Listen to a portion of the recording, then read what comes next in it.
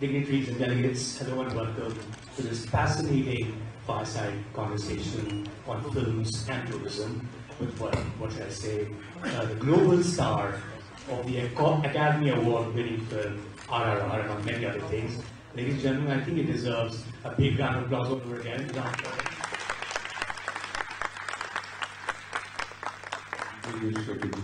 You know, I have to say this, I'm pretty sure over the past 6 months, you got tired of talking about the Oscar fever, you know, that the RRR, you know, put the whole world through. And we were so excited watching this development from here in India. So you will have to excuse me because I will have to ask you this, which is, what was it like going through the whole Oscar campaign in the United States, of course, which is a G20 member country, in Japan, where you also went and promoted the film, which is another G20 country. I mean, what was that craze? What did you see? What did you make of it? What did you learn?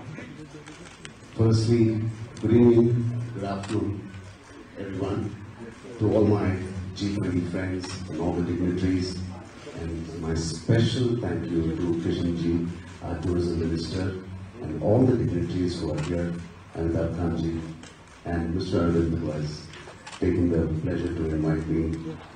All of you, thank you so much for having me. Shekhar, thank you for having me. I never get tired talking about, they say, let's talk less about our achievements, but RRR is so special. I shy away from talking about my achievements. I feel like a third person when somebody's talking about our achievements. I feel like I'm listening about somebody else. That's how detached I am with my work, but not with RRR. RRR is not just my film, it has become India's film. Indian people have owned it, and I want to correct my statement. It's not just India. People from the east and the west and the north and the south, all the countries have owned it. My dear friend, the Korean ambassador is here. I've seen your video, sir. Thank you so much. What a tribute to RRR. It is not our song anymore. Fantastic, sir. Right after the session, I am excited to have a dance-off with you. So like I'm saying, it's not my movie, it's not my song, it's not my Academy Award, it's not my director, my composer who won it, it's the people who won it. It's the people who have taken it to the Academy, it's to the Golden Globe. And for me to get having an opportunity to talk about it again, it's not about talking about me, it's talking about the people and people's love for the song. But tell me something, Ram. I mean, of course, we mentioned the fact that it's, you know, its box office figures are very well known. It's 1,200 crore, as was rightly pointed out at the beginning of this conversation. But hey, we are looking at a film that became the most watched international film in the history of Netflix. And pretty much everywhere you look, someone or the other is dancing to Natu Natu. And you already said you're going to be doing it in the end, so I'm going to put, you know, take your word for it. What explains this unique and universal connect to this particular film in an international way, in a way that everyone in the world could see and just be drawn to it? Shekhar, I really don't know what it is and what it takes to make a song like this and take an award in Hollywood or LA, going to those Golden Globes. I really don't know. When I did the song, we shot this song for 17 odd days. When I talk about that song, my knees still wobble. I get knee pains. So, I don't know. When you do, you just do it. And you do it for the passion of the song. And I swear to God, none of the team members knew it is going to reach. We were so happy for what the appreciation we got in India, the highest grossing film in India. We were more than happy, and I actually moved on to my next project. And then we got a call saying, some theaters, the Chinese theater in LA, some audience are really appreciating your film. I said, okay, good, 250, 350 people, 650 people in one theater enjoying it. And that became viral.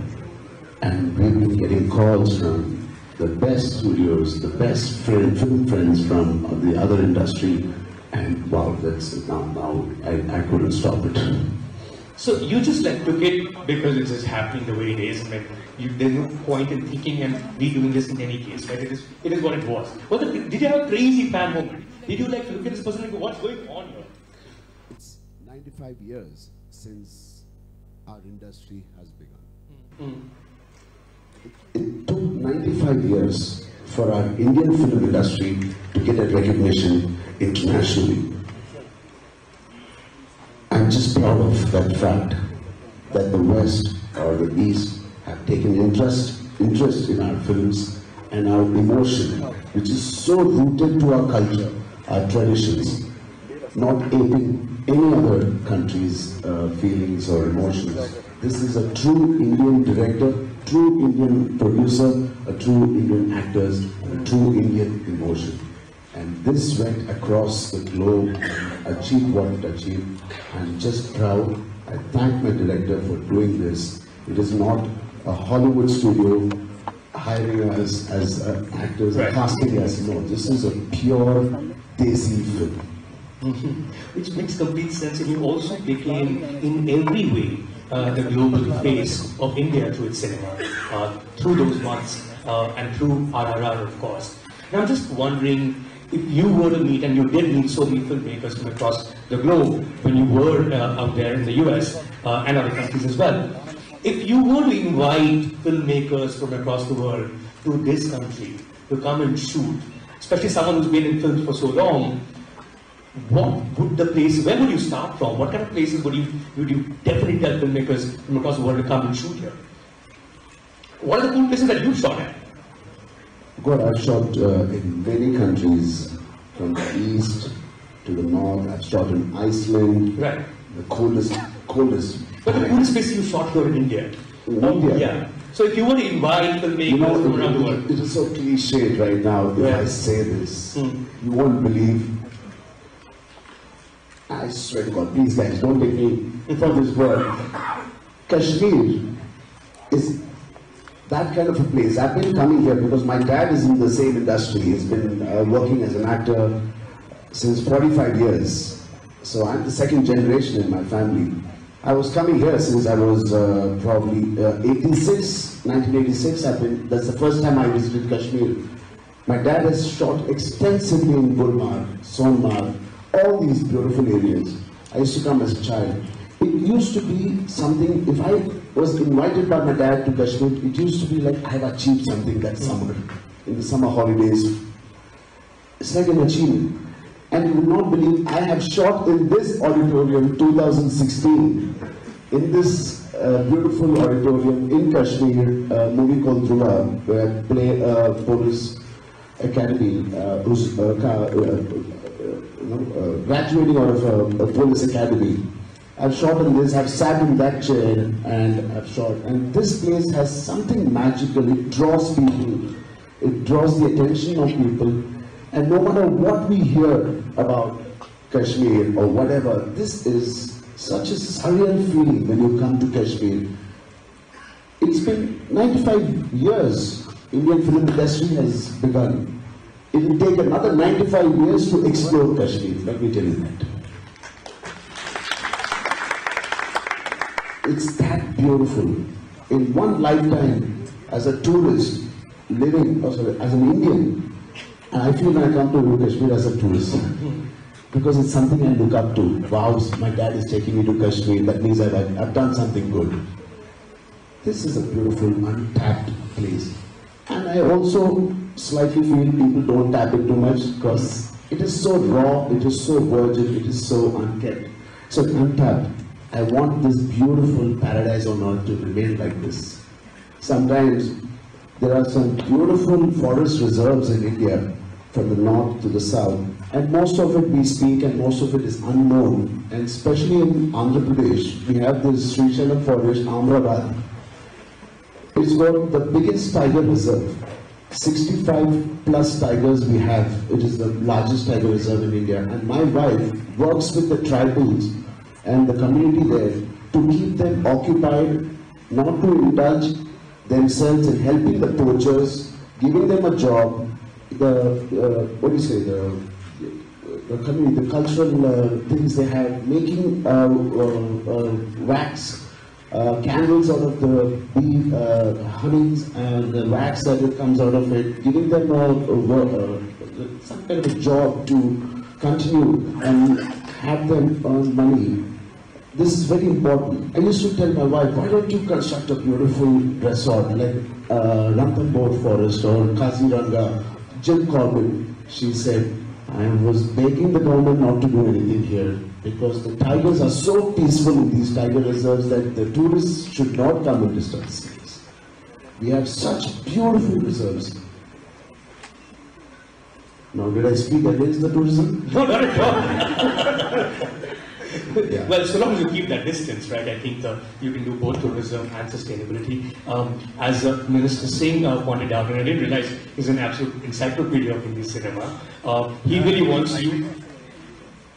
First Indian movie was Raja Harishchandra. That's good. This is more than 95 years, yeah. It's been 110 years. Right. God, yes. 1930, that's right. Yeah. and he wants you, and I think he's seen you moving your legs. The only other person who could do it was Shami Kapoor. So I guess you played a cop last time. You'll have to do the Nadu in Kashmir now. That's what he wants. So I think let's hope that happens soon. Sure, sir. You're joining me to ministry. Please. Absolutely. It's my honor. But you know, it has to be said, I mean, as a person, besides the fact that you travel for work and have shot across the world and in India as well, you travel a lot for leisure. You actually collect artifacts from places you go to. Where does that passion come from? God, I don't know where this comes from. Because I'm not much into the art or the artifacts, but something that is meaningful and something that connects me to that city. When I go back, I usually collect something and it makes me remember of that country. And Europe has always been my favorite country. Now Japan has become my new favorite country. The culture, the people, it is a special country. I'll tell you why Japan. When we went to promote RRR in Japan, it's huge in Japan. It was huge. We did about 150 million in Japan, and I thank the Japanese audience. They are so warm. And it's in Japan. Why it's so famous, so special to me is my wife is carrying right now. She's in her 7th month, and the magic happened in Japan. So I will never forget Japan, and of course, to all the other G20 friends in the countries who have come here, each one are so special to India, the relationship with India, and especially film tourism. We all want to go and shoot in every country. All the countries are so rich in their culture, and we as Indian actors and Indian film, we want to explore our culture and their culture. I want to see how these two cultures can come together and create a phenomenon, which is the global cinema, not Indian cinema or any other country's cinema. I want to see a global cinema, and with all your support, I think it can happen. You know, as Mr. Kant also said, I mean, Indian cinema is also one of the ways that Indians have accessed the world, right? And we've seen those places, we wanted to go there. To quote some recent examples, you can think of Turkey. A lot of people want to go to Turkey after they saw Turkey in the Rakhnito, right? A lot of Indians went to London in the 90s after they saw Dilwale Dulhaniya Le Jayenge. Everybody wanted to be there, right? Which is the same thing as how everyone wanted to go to Goa after Dil Chahta Hai. Other examples from your films where they've seen this and that's the country they want to go to, or films that you've seen and because you've seen them, that's the country you want to go to? Come to India. Please. This is, India is so vast and it's so untapped. I don't know if a lot of people, Mr. Kishan Reddy Garu, my Honorable Minister, has educated us about the vastness of India, from the Thar Desert and the east and the mountains, which is so vast. And the south, we have the beautiful culture, the God's own country, the Kerala backwaters. There are so many. I think I want to explore India more. I don't think I want to travel for my next couple of films, unless the producer and the director is from Hollywood. Right. I want to stick to my culture, I want to stick here, and I want to educate that our Indian sentiments are so strong, our culture is so strong, there is a lot of dignity in our stories. Nowadays when you see, it's not about South India, North Indian movies, it's about the Indian Mitti ka story. Our Desi stories are coming out finally. And I'm sure that the other countries, when they see what is good, why should I go to an Indian cinema theatre? Why should I see an Indian cinema? Not to see what they've already experienced, they want to see what is India. And today our lovely directors are showing what is India on the silver screen. Which you have. And I think it might be fair to suggest that even without going to those countries, cinema is a great way for us to travel through our eyes. You don't need a passport, you don't need a plane ticket, you certainly don't need a visa. You can just watch a film and think that you've been to that country and that you will return. And Indian cinema has played that role hugely, right? Now, one of the things is that, which a lot of people don't realize, is how many films we make in a year. And that it's not just films that are made in Mumbai. There are films made in Chennai, there are films made in Bangla, in Kolkata, there are films made down, in the industry that you belong to, which is also the industry, which is also the city where Mr. Reddy is from. Tell us a little more about the cinema that comes from Hyderabad. That's another face that you are of and have been for many years. Firstly, how is Indian mainstream cinema different from other cinemas? And how is cinema that comes from Hyderabad different from other mainstream cinemas in India? That's a very intense question. We have the time in the world. No, I don't know if I have the knowledge to answer that. Okay. You have all the experience. Yeah, I'll try to say yes. what I have from my experience. There are much better people, legends who can talk about this and give you the right answer. This is one industry that has paid my EMIs, which I grew up in, paid my bills, made me who I am, made my dad who he is, and the great legends we have in our country. It was for a long time not recognized as an industry, but today it is a film industry. And thank God it is. And this film industry is something, it is the best form of entertainment in India, which can make you forget of all the worries. Because India, with 1.8 billion people, we have 1.8 billion problems. These films we make in India, sometimes people don't connect in the West. They're like, why are they dancing? Why are they fighting? Why are they dancing so much? But this is our culture. Every film industry, every country makes movies according to their culture.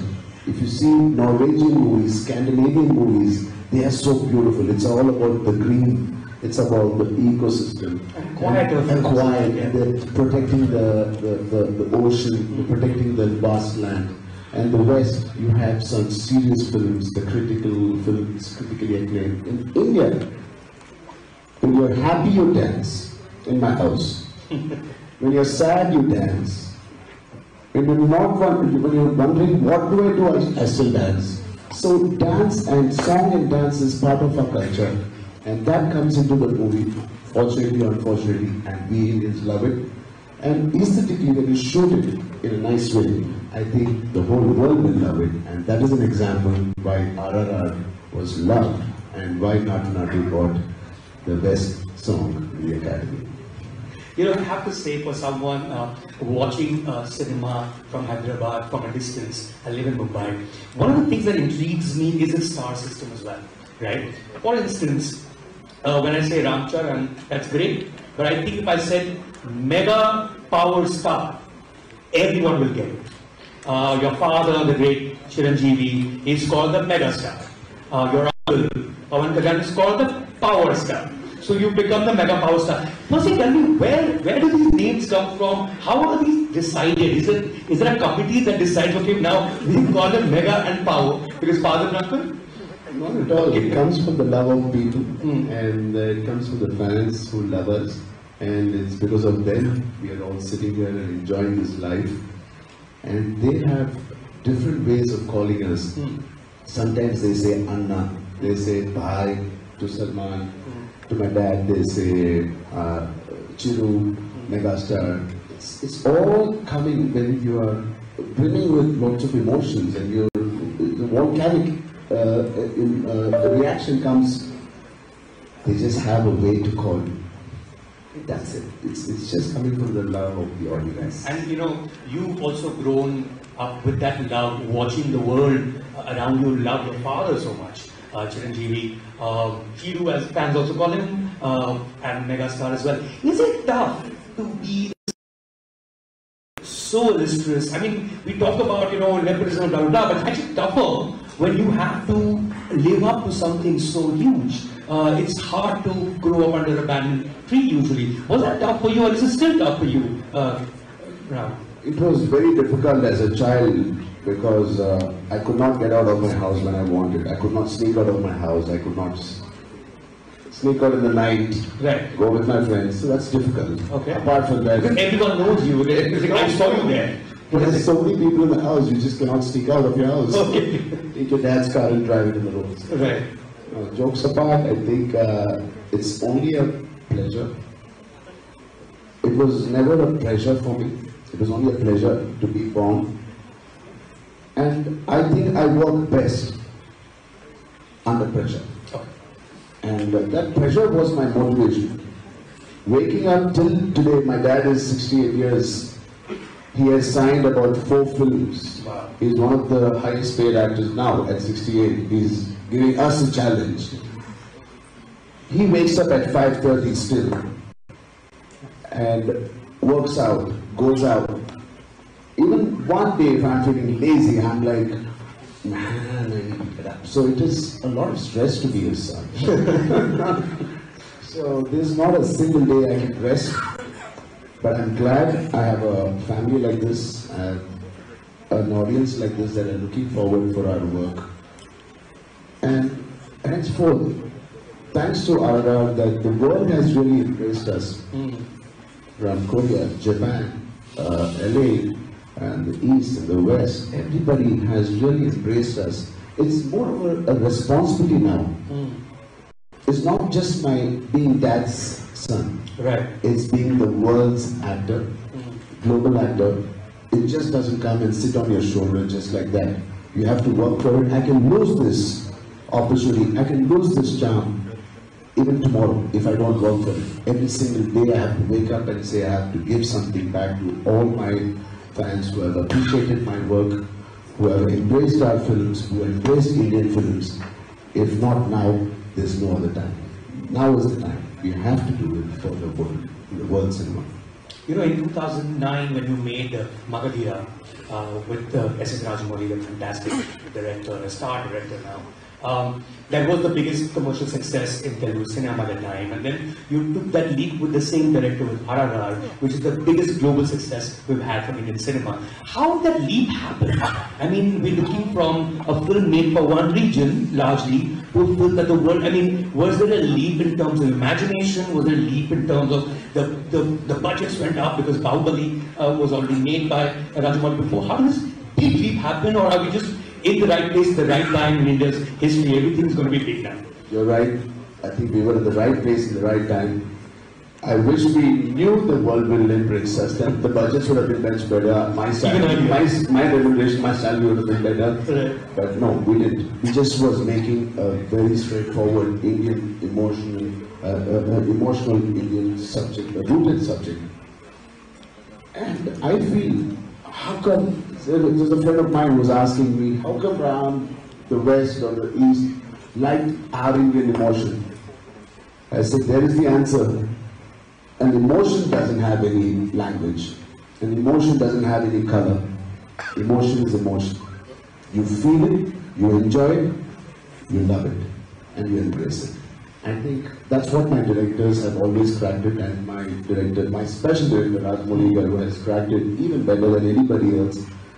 And paved the path for all the other directors to say, wish for it, imagine it, dream for it, and the world is at your call, at your feet. I would not say feet, but yeah, at your disposal. Well, you're on the screen, so you could get the peak. You're looking up on the big screen, and it's almost in that distance. You're also a producer, Ram, And I think this is a great opportunity for you, and this is the final word I want you to have coming back to films and tourism. You're sitting with some of the top stakeholders in films and television, on tourism.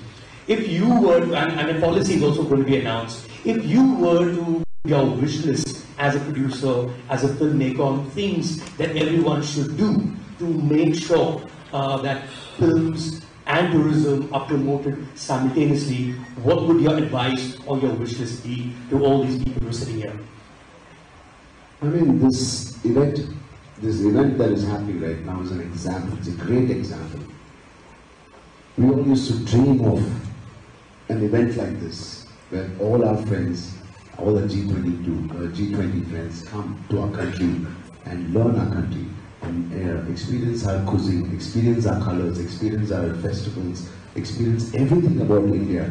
And today, thanks to Shri Narendra Modi ji, our Prime Minister, who made it happen, and along with him, all the great ministers, Kishan ji, and all the other dignitaries who made it and made it possible. We could not imagine this. Mr. Shekhar, this never happened. It happened now. So we should appreciate it. And I think India, you don't have to talk about India. India is so vast. It is spoken. I think there's a lot said about India. There's a lot seen about India. I think just come and experience it. It will be a beautiful, beautiful experience. And I promise you, please go back home and bring all your family and friends. I promise you, you will never regret it. I'm going to end this conversation on the most important question to be asked, honestly speaking. This is something that everyone who's here really wants to know from you. What does Natu mean? My knees wobbly. What these two words mean? Yes. Should I get very emotional about it, or should I be nice and First, get dictionary about it. What does it mean? Because you know multiple meanings even online. Natu in Telugu means. They first said dance, but apparently not. Kishan garu meer Telugu varu. Natu. Then they said raw. It's right. rural. It's the flavor of your city or your country. Natu. But in Hindi it became Natu. Natural. Right. I don't know. So I think this question should not be answered. Just enjoy the song. It's a I think song. what is most important is for the ambassador from South Korea to please come up on stage, and we have to have some Natu movement happening on the stage, please.